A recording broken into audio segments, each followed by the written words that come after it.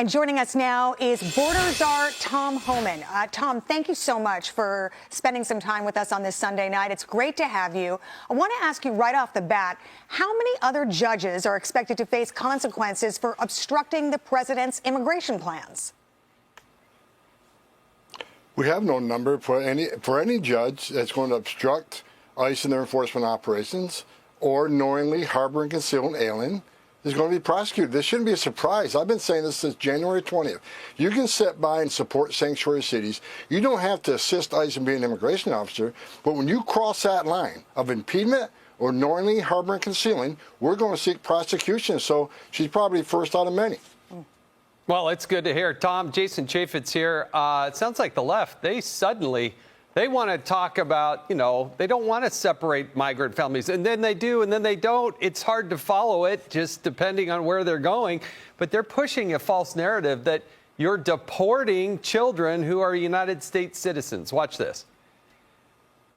3 U.S. citizen children have been deported. One of them is a 4-year-old with stage 4 cancer. 3 U.S. citizens, ages 4, 7, and 2, were not deported. Their mothers, who are legally in this country, were deported. The children went with their mothers. The Trump administration deported 3 U.S. citizen children. There are reportedly other instances where U.S. citizen children were deported without any due process.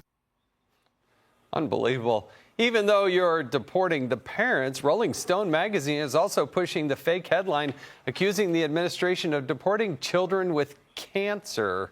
Tom, what's your perspective on this?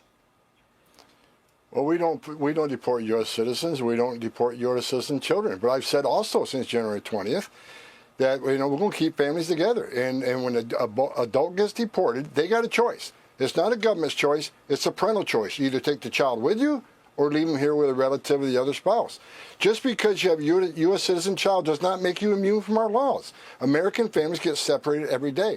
And in those 3 instances, if we would not have moved the child with the parent, the story would have been ICE deports mother without child, ICE separates families. No, that is going to be a family choice. If you choose to have a U.S. citizen child while you're here illegally, that's on you. But it's not going to make you immune from the law. You got to make a parental decision. Leave the child here or take them with you. Tom, Kevin, Court, great to have you with us as always. I want to get your take on this Obama-appointed judge by the name of William Orrick. He's actually blocking the Trump administration from withholding funds from 16 sanctuary cities and counties for ignoring his immigration crackdown. Now, Orrick, you may recall, did the same thing back in 2017. So I guess the obvious question is, how might the administration fight this, especially as these cities and counties continue to flout the law? Well, I think we'll win in court, but President Trump is right. Why would we keep funding a city that arrests an illegal alien over and over and over again, costing taxpayers not only crime in their neighborhood, but costs the police departments and law enforcement agencies time and court costs and law enforcement costs and all the costs associated with enforcing criminal law. So why would we keep funding people that simply don't want to work with ICE? I think we'll win this in court, and we've proven, President Trump has made it clear, I've made it clear, we're out there looking for public safety threats and national security threats. That's what we're focused on, and that's what we're chasing. If you don't want to help us, stand aside, but we'll win this in the long run. Sanctuary cities are going to continue to be sued, plus we're going to continue taking their federal money. When this gets to the appellate court, I think we'll win it. Tom, Molly Lyon here.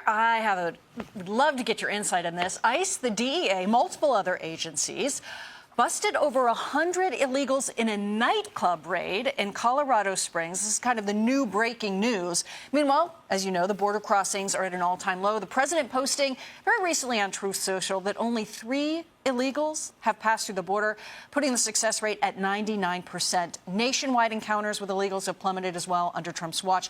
Tom, what more can you tell us about all of this? Well, look, the president's right. As we speak today, we have the most secure border in the history of this nation. And the data shows it. We had over 11,000 a day under Biden. The other day, we had 178. We got gotaways under Biden, a daily gotaway number, 1,800. The other day, 41. And you're right on the releases. President's right, three releases last month. Ever since January 20th to now, we released a total of 9 people. 4 because they're material witnesses in a criminal case. We wanted them to come. 4 were extreme medical conditions. We couldn't remove them, or they were at dire straits. And 1 was a humanitarian issue.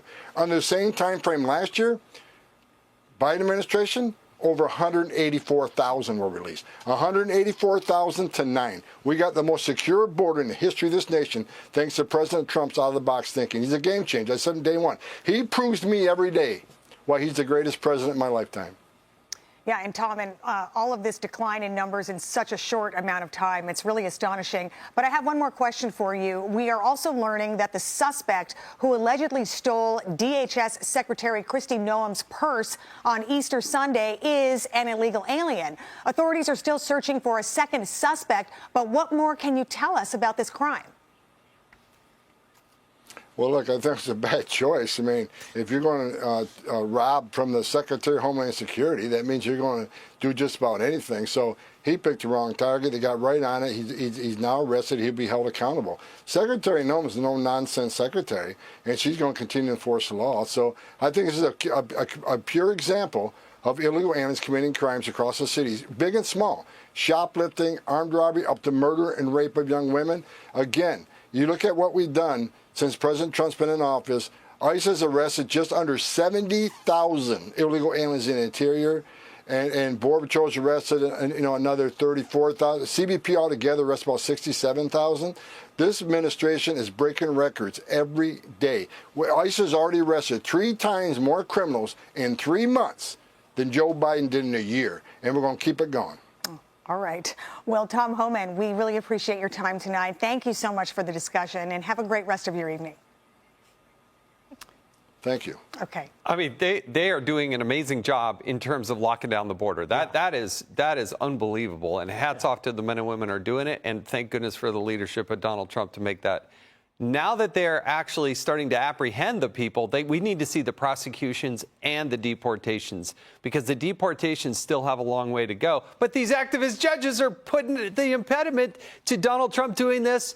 That is so fundamentally wrong. I hope the voters see right through it, see where the Democrats are actually fighting for, because they want to keep the criminal element here. There's no other way to look at it. And I'm glad you said that, too. Keep this in mind. A lot of people have this misinterpretation of this whole issue that people who are here illegally or people who have come here legally don't want to see illegal immigrants who are criminal aliens deported. That's not true. Every single person I know who has come to this country legally is like, wave the flag. Yes, more of that. They want illegal criminal aliens out of this country just as much as native-born Americans do.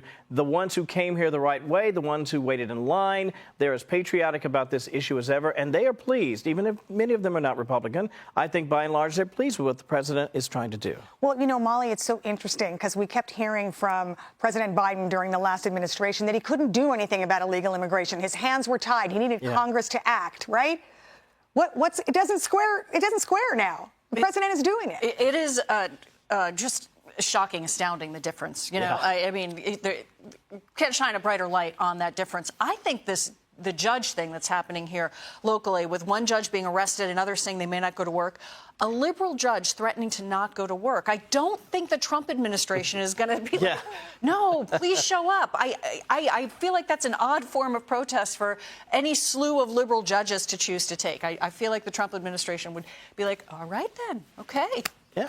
I mean, another court. What do you think? Do you think we're going to see more judges trying to defy court, or defy their job? Really, is what they're doing. I mean, do you expect that we'll see more of this? Well, part of what they need to do is, in states like Wisconsin, they need to impeach these people. Yeah. If they're refusing to do their job because they have some sort of political agenda, they're demonstrating and proving to the public that they are not impartial arbiters of the law. That's what they're supposed to do. And if they can't set that aside and just rule on the law and take this and say, oh, I'm not even going to show up to work. I mean, how immature is that? You couldn't have said it better.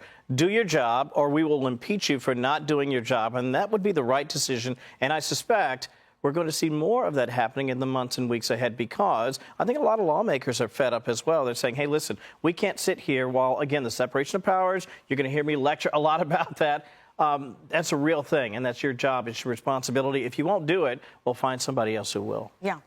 Well, we live in newsworthy times here, folks. Just stay tuned.